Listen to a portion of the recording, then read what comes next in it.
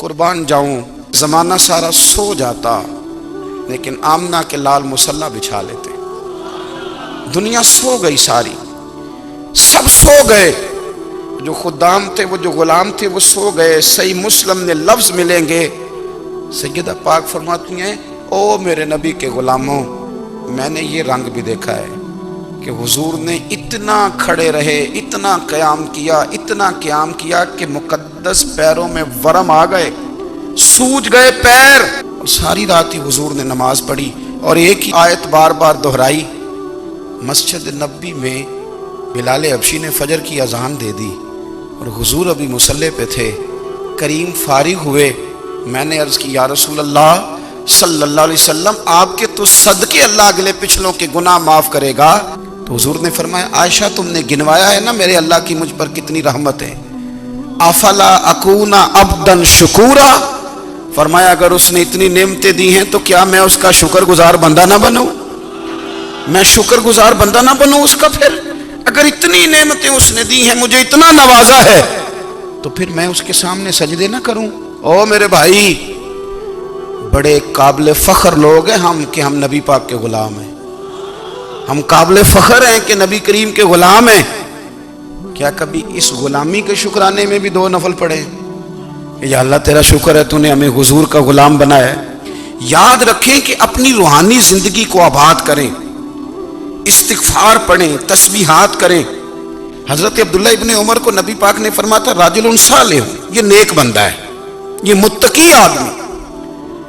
हज़रत अब्दुल्ला इब्ने उमर रदी अल्लाह ताला अन्हु सैयदना फारूक आज़म रदी अल्लाह ताला अन्हु के साहिबजादे हैं और इनकी हमशीरा सैयदा हफ्सा रदी अल्लाह ताला अन्हा हुजूर की ज़ौजा मोहतरमा।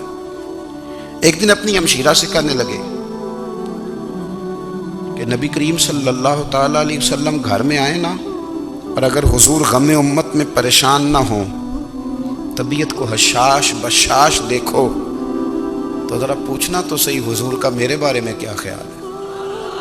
हज़रत अब्दुल्ला इब्ने उमर रदी अल्लाह ताला अन्हु के बारे में पूछा तो सैयदा फरमाती हैं कि नबी करीम सल्लल्लाहु ताला अलैहि वसल्लम ना ज़ेरे लब मुस्कुराए और फरमाया, हफ्सा तेरा भाई है तो अच्छा, लेकिन मैंने सुना है कि इशा की नमाज पढ़ता है तो फजर तक सोया ही रहता है। ओ नौजवानों, 10 बजे तक सोने की बात नहीं हुई, 9 बजे तक सोने की बात नहीं हुई, 11 बजे उठने की बात नहीं। हुजूर फरमाने लगे, मैंने सुना है कि इशा की नमाज पढ़ के सो जाता है और फजर तक सोया ही रहता है। उसे चाहिए कि तहज्जुद के वक़्त उठा करे, अल्लाह की बारगाह में हाजिर हुआ करे, आहुजारी करे, सजदे करे, इबादत करे। उठता है और फजर में जाके उठता है। हज़रत जनाब हफ्सा रज़ी अल्लाह ताला अन्हा कहती है, मैंने जनाब अब्दुल्ला इब्ने उमर को पैगाम दिया और मैंने कहा, मेरे जवान भाई सुन, नबी पाक ने फरमाया है तो अच्छा, पर तहज्जुद में नहीं उठता, नफल नहीं पढ़ता। ओ मेरी मिल्लत के जवानों, मज़ा नहीं आ जाता जब सारी दुनिया सोई हो, सारी दुनिया, और बिस्तर भी गर्म हो और नींद भी पूरा गलबा कर रही हो, और अचानक घंटी बजे दिमाग में, आंख खुले, घड़ी पे नज़र पड़े, 3:30-4 बजे का पैगाम घड़ी बताए, और कोई चढ़ती जवानी वाला उठे, उठ के वुजू करे, और जब वो मुसल्ला खोल के बिछाए तो मदीने वाले महबूब कहते हैं कि हर नमाज पे रब सवाब देता है, और जो उठ के तहज्जुद की नमाज पढ़े उसे देख के तो रब मुस्कुराता है। जो उसकी शान के लायक है, जो उसकी शान के लायक, वो मुस्कुराता है, खुश होता है कि मेरा बंदा तहज्जुद में उठ गया, वो मुस्कुराता है। काश हमारी सुबहें कभी अपने मालिक के नाम हो जाएं। रसूल कायनात ने फरमाया, रब करीम फरमाता है, जब मेरा बंदा हाथ उठाता है ना तो मुझे हया आती है कि मैं खाली कैसे लौटा दूं इसके। इतने बड़े बादशाह की बारगाह में अपनी रूहानी जिंदगी आबाद करें, अपने मुसल्ले को वक्त दें, और दुनिया से छुप कर, इस मोबाइल को बंद करके और अपने आप से भी छुप के और तन्हा होके, छुपा के सारा कुछ अपने आंसू अपने रब की बारगाह में पेश करें, उसके हुजूर हाजिरी दें। सुनो ना तिरमिज़ी की हदीस, और इसे याद रखना, नबी पाक अलैहिस्सलाम ने फरमाया, अपने दुख लोगों के सामने ना बयान करना, सेठों नवाबों को ना बताते फिरना, دنیا داروں کے سامنے جا کے نہ رونا کہ میں تکلیف میں ہوں، پر میں اگر دنیا داروں کو دکھ بتاؤ گے رب تمہیں کبھی غنی نہیں کرے گا۔ اور لوگ ہیں کہ الٹا مذاق اڑائیں گے۔ آپ کی جس سے بڑی پکی یاری ہے نا، پکی، لوگوں کی تعلقات آپ کے ساتھ تب تک ہیں جب تک آپ ان سے کوئی ضرورت وابستہ نہیں کرتے۔ کریم ابو فرمانے لگے بندوں کے سامنے دکھ نہ بیان کرنا، اللہ تجھے کبھی غنی نہیں کرے گا۔ تو اپنے دکھ اپنے رب کو بتا، تو دعائیں مانگ، تو اس کی بارگاہ میں حاضر ہو، تو اس کے حضور عرض کر۔ فرمایا اپنے دکھ اپنے رب کو بتا، وہ جلدی کرے یا دیر سے کرے تجھے ساری دنیا سے بے نیاز کر دے گا، تجھے کسی کا محتاج نہیں رہنے دے گا۔ حضرت ابو الحسن رحمۃ اللہ تعالی علیہ حضرت معاذ ابن جبل رضی اللہ تعالیٰ عنہ کے پاس بیٹھا کرتے تھے۔ فرماتے ہیں ان سے جو پیار بڑھا تو پھر میرا مصلی سے بھی بڑھ گیا۔ تابعی ہیں، فرماتے ہیں صحابی رسول سے محبت ہوئی تو ذکر سے بھی ہو گئی، پھر درود شریف سے بھی ہو گئی، محبت ان سے بڑھی تو پھر اللہ نے مسجد کا پیار بھی بڑھا دیا۔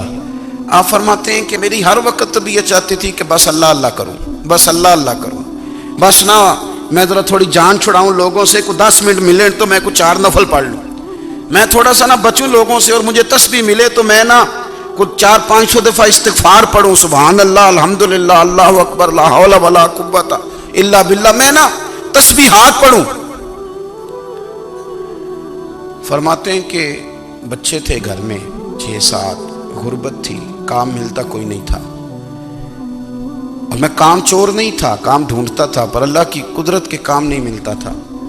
فرماتے ہیں کہ میں نے ایک دن اپنی اہلیہ سے کہا کہ آج میں پھر جاتا ہوں کام ڈھونڈنے، تو میری بیوی بڑی فرما بردار تھی، پر اس دن نہ غربت کے ہاتھوں تنگ آ کے کہنے لگی آج نانا کوئی تو چیز لے کے آیا، تو مجھ سے بچوں کی بھوک نہیں دیکھی جاتی، یہ سب روگاں دا روگ محمد جس دا نام غریبی، کنڈ بلا کے لنگ جاندے نہیں دوست یار قریبی، آج نہ کچھ لے کے آیا تو میں بچے لے کے میکے چلی جاؤں گی۔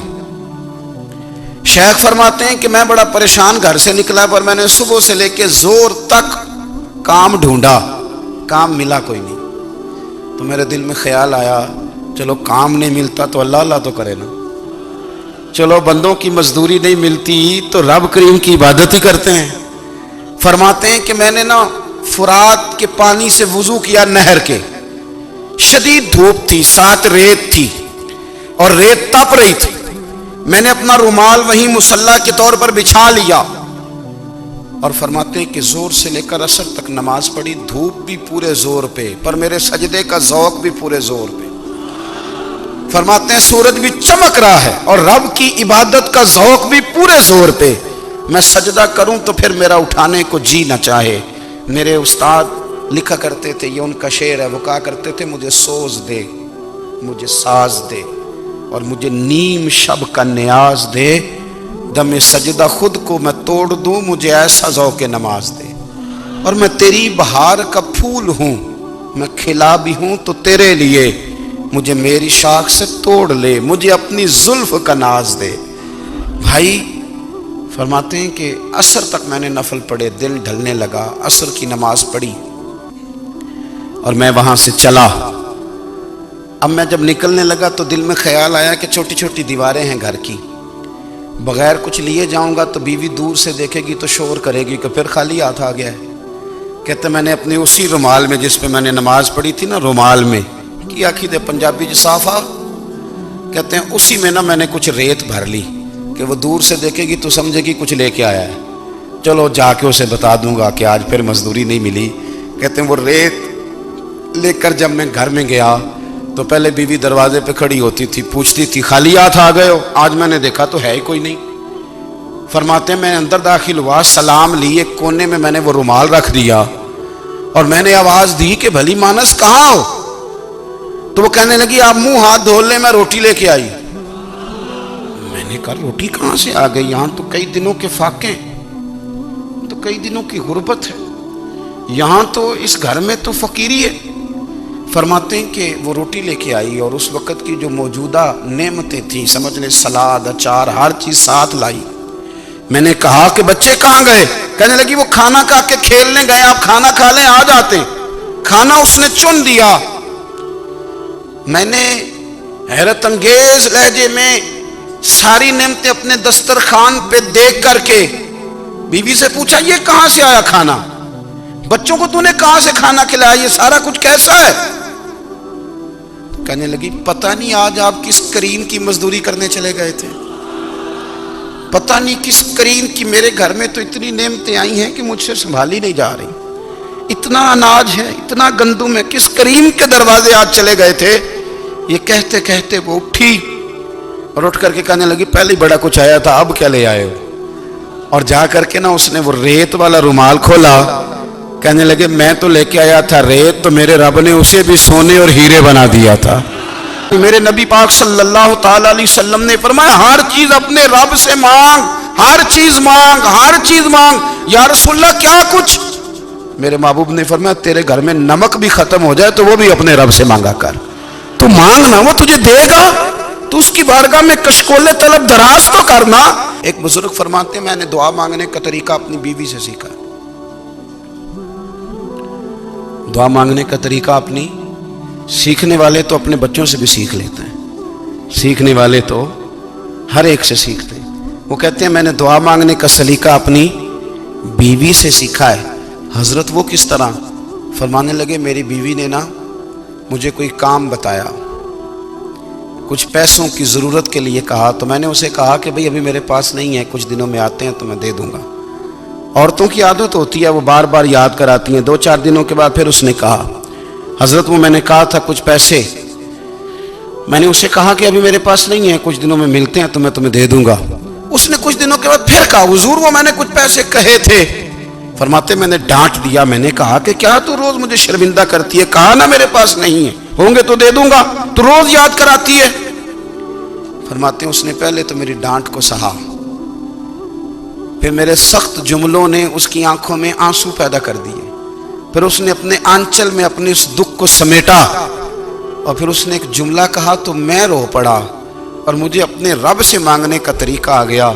मुझे कहने लगी हजरत जी आपने डांट दिया, मैंने सह लिया, पर आप ही मेरे शौहर हैं, बताएं ना आपसे ना कहूं तो मैं किससे जाके कहूं। फरमाते हैं मैं रो पड़ा और मैं खुल के रोया और मैं तड़प के रोया और फिर मेरी सिसकियां बंद गई। तो मुझे कहने लगी आपको क्या हुआ?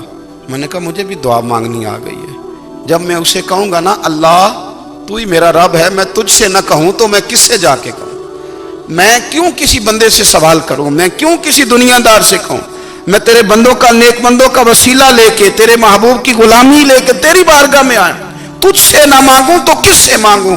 समझ आ गई है जब मैं इस रंग में मांगूंगा तो फिर रब मेरे ऊपर बड़ा ही फजल फरमाएगा, वो मेरे ऊपर बड़ी रहमत करेगा, वो मेरे लिए आसानियां करे। अजीज दोस्तों हम इस तरह करने लग गए हैं कि हमने ना अपने ताल्लुकात पर एतमाद करना शुरू कर दिया है।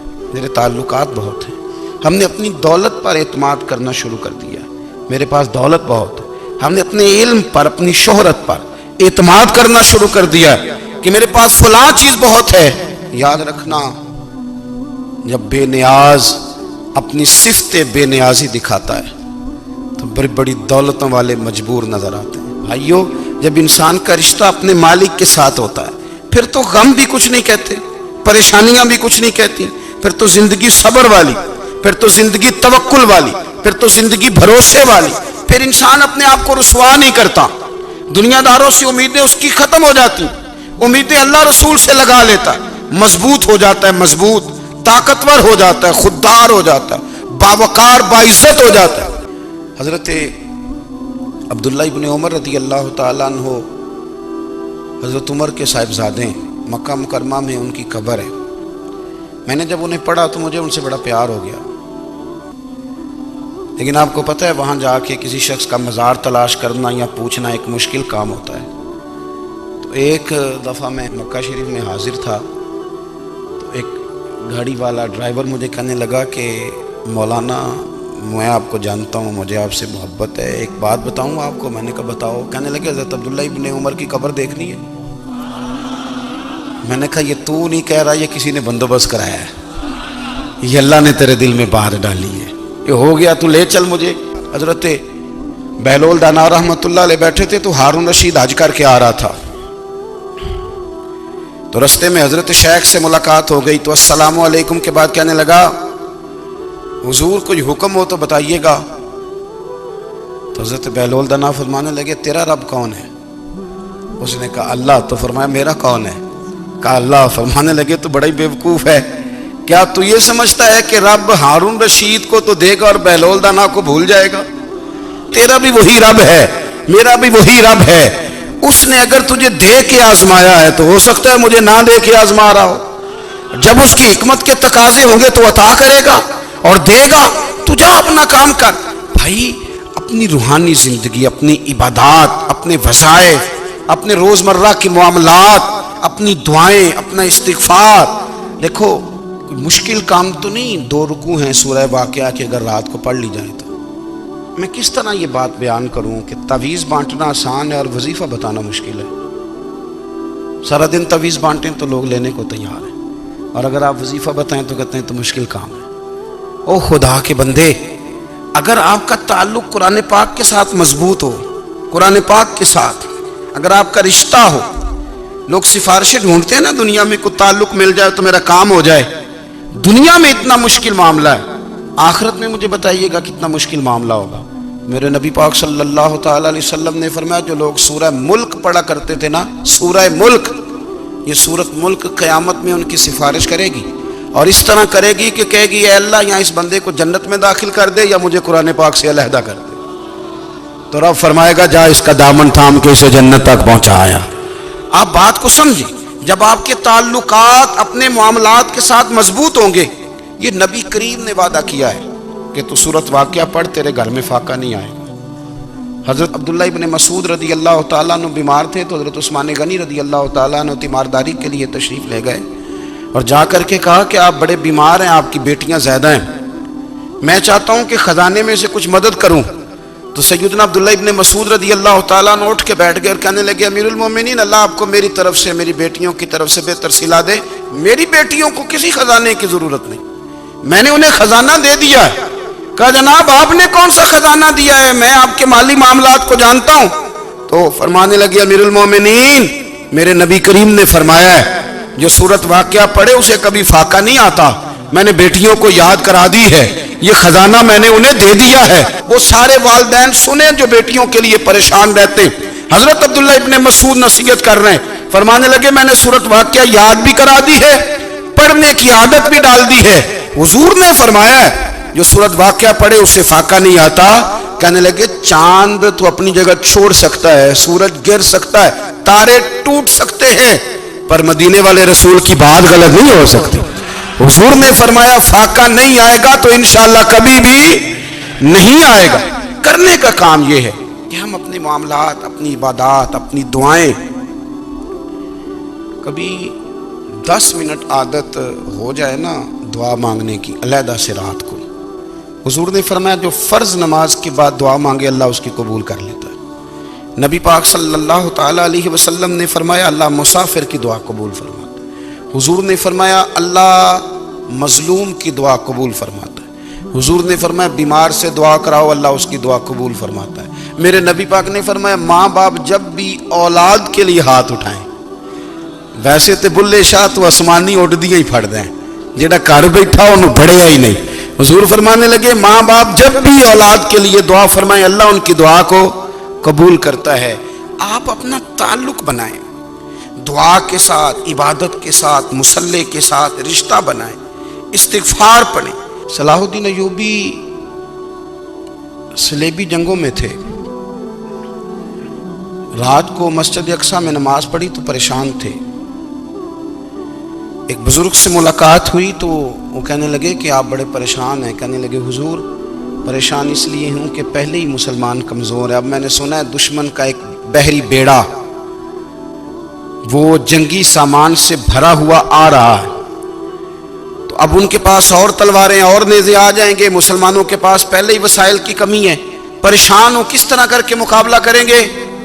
ये बात कहते ही सलाहुद्दीन अय्यूबी ने बुजुर्गों से कहा हुजूर आप भी दुआ करना, दुआ की बड़ी ताकत है। मेरे नबी पाक ने फरमाया दुआ मोमिन का हथियार है, दुआ मोमिन का। हुजूर ने फरमाया तकदीर को सिवाय दुआ के कोई चीज नहीं बदल सकती। दुआ मोमिन का हथियार है। یہ کافر کے پاس کوئی نہیں، یہ ہتھیار ہے مومن کا۔ اللہ کرے آپ کو سمجھ آئے، پھر سنیں، کئی بار کہہ چکا ہوں یہ ہتھیار ہے۔ کافر کے مقابلے میں جو تیرے پاس سب سے بڑا ہتھیار ہے وہ دعا ہے۔ دعائیں کرانی چھوڑ دی، کرنی چھوڑ دی، لینی چھوڑ دی۔ حضرت سیدنا انس بن مالک رضی اللہ تعالیٰ عنہ فرمایا کرتے تھے، میں نے وہ رنگ دیکھا ہے جب حضور دعا مانگتے تھے اور حضور کی مقدس آنکھوں میں آنسو بھی ساتھ ہی بہا کرتے تھے، میں نے وہ انداز دیکھا۔ تو صلاح الدین ایوبی بزرگ سے کہنے لگے آپ بھی دعا کیجیے، اور خود رونے لگے اور سر سجدے میں رکھ کے رونے لگے، اور عشاء سے لے کر فجر تک روئے، خوب روئے۔ صبح وہ بزرگ آئے تو صلاح الدین ایوبی کا خوبصورت اور ہنستا ہوا چہرہ دیکھا، کہنے لگے آپ بڑے خوش ہیں، رات تو میں نے بڑے روتے ہوئے دیکھا تھا۔ تو کہنے لگے حضور وہ جو بحری بیڑا آ رہا تھا نا وہ پانی میں ڈوب گیا ہے، اب وہ نہیں آ رہا، ابھی خبر آئی ہے تو میں بڑا خوش ہوں۔ بزرگ کہنے لگے اٹھ سینے سے لگ اور سن ایک بات، وہ بحری بیڑا پانی میں نہیں ڈوبا، وہ تیرے آنسوؤں میں ڈوب گیا ہے۔ وہ جو تو رات رویا ہے نا رب کریم کی بارگاہ میں، تو وہ ڈوب گیا ہے۔ بھائی اپنا مصلی کا، عبادت کا، وظائف کا، اللہ اللہ کا سلسلہ اس کو مضبوط کریں، اپنی دعاؤں کے تعلق کو مضبوط کریں۔ دعائیں بڑے انقلاب برپا کر دیتی ہیں۔ ہم تھوڑے تھوڑے نا جب سے خشک ہوئے ہیں نا، خشک، اور میری تو جماعت ہی صوفیاء کی جماعت تھی، ہم تو داتا علی اجمیری کی جماعت سے، ہم تو خواجہ اجمیری کی جماعت سے، ہم تو شیخ احمد فاروق سرہندی کی جماعت سے، ہم تو صوفیاء کی جماعت۔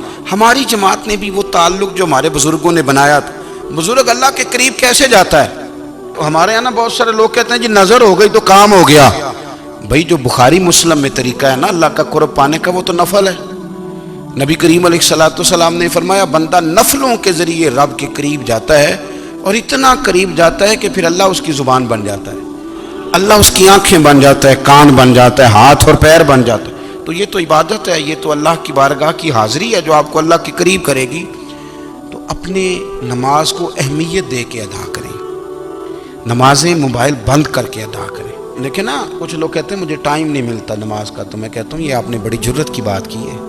مجھے کو میرا پیر بھائی کہا تھا نا میرے پاس ٹائم نہیں آپ کو ملنے کا، تو میں کہتا ہوں آج کے بعد آنا ہی نہ۔ تو کیا سمجھتا ہے، تو بہت بڑا آدمی ہے، تیرے پاس ٹائم نہیں ہے اور ہمیں ملنے کا ٹائم، موج کر۔ تو آپ نے اللہ رسول کو کہہ دیا ٹائم نہیں۔ اور عجیب فلسفہ ہے نا، کہا جائے نماز پڑھنے آؤ تو کہتے ہیں کپڑے ٹھیک نہیں، اور کہا جائے کہ آؤ ذرا دعوت پہ چلیں تو کہتے ہیں ایک منٹ ٹھہر میں کپڑے بدل کے آیا۔ نماز کے لیے کہا تو کہتے ٹھیک نہیں، دعوت کے لیے کہا تو کہتے میں ذرا تیاری کر لوں، یوں جانا مناسب نہیں۔ یہ معاملہ ٹھیک نہیں۔ رب تو فرماتا ہے کہ جب تو مسجد میں آ تو زینت اختیار کر کے آ، خوب ذوق سے دعا مانگے، خوب شوق سے نماز پڑھیں، خوب استغفار کا مزاج بنائیں۔ آپ لوگوں کے بیچ رہ کے سکھ حاصل کرنا چاہتے ہیں، لیکن آپ کو پتہ ہے کئی مہینے غار حرا میں رہنا بھی مدینے والے محبوب کا طریقہ ہے۔ ہر سال اعتکاف بیٹھنا الگ سے، یہ بھی حضور کا طریقہ ہے۔ مسجد نبوی کے اندر دروازہ کھلتا تھا نبی کریم کا، پر گھر کے اندر نفل پڑھے نبی پاک، اور حضور فرماتے ہیں کچھ نفل نماز گھر میں بھی پڑھا کرو، گھر کو قبرستان نہ بناؤ۔ ہمارا گھر اللہ کے ذکر سے آباد ہوگا اگر ہم نماز پڑھیں گے نا۔ میں جب سنت پڑھنے کے لیے گھر میں کھڑا ہوتا ہوں تو میرا جو 2.5-3 سال کا بیٹا ہے نا، وہ بھی میرے ساتھ نماز پڑھنی شروع کر دے۔ اسے پتہ کوئی نہیں نماز کیا ہوتی ہے، لیکن وہ بھی نا سجدہ نہ بھی کرنا ہے تو ساتھ لیٹ ضرور جاتا ہے۔ پتہ چلا بچے لیکچر دینے سے نماز نہیں پڑھتے، نماز شروع کر دیں تو بچے بھی شروع کر دیتے ہیں۔ ہم جب پریشان ہوتے ہیں تو لیکچر دیتے ہیں، تو لیکچر تو باہر شاید چل جائے، گھر میں کیسے چلے گا؟ گھر میں تو عمل چلے گا۔ تو میرے عزیز، آج کے اس روحانی اجتماع میں ہمارے دوستوں نے جو محنت کی، ہم نے بار بار اپنی نیت سے پوچھا، خدا ہمیں معاف کرے اگر کوئی ذاتی شہرت ہے، کوئی ہمارے ذاتی مفادات ہیں، رب ہمیں ہدایت دے۔ ہماری یہ خواہش تھی کہ روحانی اجتماع ہمیں تھوڑا سا اللہ اور اس کے رسول کے جانب مائل کرے، کچھ ہمارا رشتہ مصلی کے ساتھ مضبوط کرے۔